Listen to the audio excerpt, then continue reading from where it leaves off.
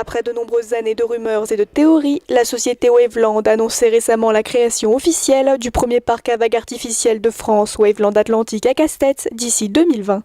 J'avais ces porteurs de projets depuis près d'un an qu'on les a rencontrés, on a avancé petit à petit et c'est des gens très sérieux, la preuve, ils ont souhaité attendre le bon moment, c'est-à-dire d'avoir épuré toutes les autorisations administratives, préfectorales, etc., d'avoir fait vraiment le tour pour vraiment faire une annonce officielle. Celui qui a développé donc la vague industrielle, qui est un industriel donc du Pays Basque espagnol, a sorti une nouvelle technologie de parc qui s'appelle The Cove il y a 2 ans de cela.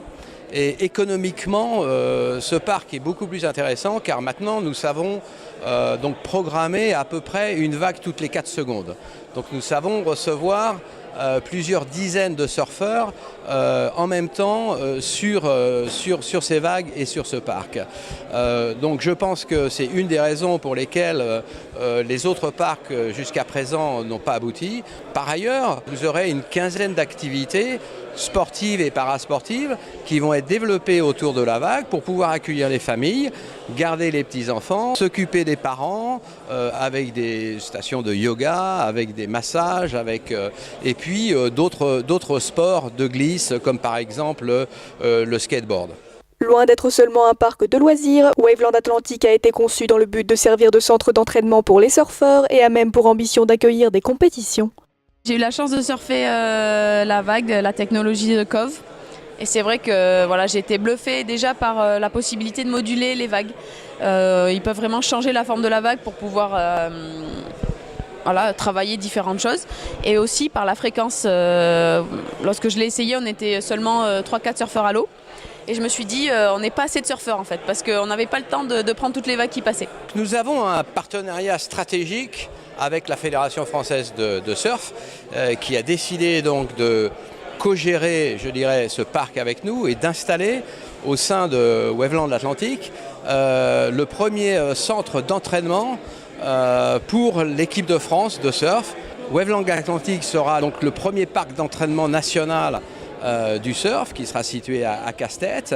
Donc le parc sera beaucoup plus technique et orienté vers les sportifs le reste de l'année, et pendant les 3 mois de l'année, ça va être surtout un parc de loisirs et de surf pour les familles et les touristes. J'aime beaucoup leur idée de l'ouvrir aux scolaires parce que nous avons des enfants et c'est vrai que leur apprendre le surf dans l'océan, voilà, il y a des risques naturels. Et donc là, ils apprendront là et puis ils iront profiter de l'océan, de la nature derrière. Et pareil pour les handicapés, on y tient beaucoup à Casse-Tête. On a fait une classe Ulysse pour l'intégration des jeunes en situation de handicap.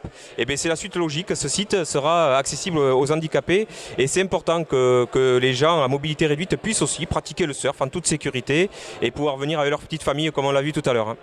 Waveland Atlantique a également pour but de booster l'économie du territoire grâce au tourisme et à la création de près de 200 emplois et également de développer l'industrie du surf, tout cela dans le respect de l'environnement.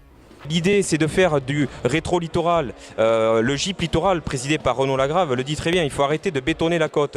Et donc l'idée de ce projet, c'est de venir en rétro-littoral sur quelque chose de très accessible via l'autoroute et d'éviter d'aller dénaturer notre nature, que nous, Landais, on adore aller sur nos dunes, sur nos plages. Nous allons faire un paysage dunaire, c'est-à-dire que tous les bâtiments seront recouverts, si vous voulez, de végétation et de sable, et seront enfouis, si vous voulez, dans la nature pour disparaître et pour augmenter véritablement l'aspect si important environnemental des Landes.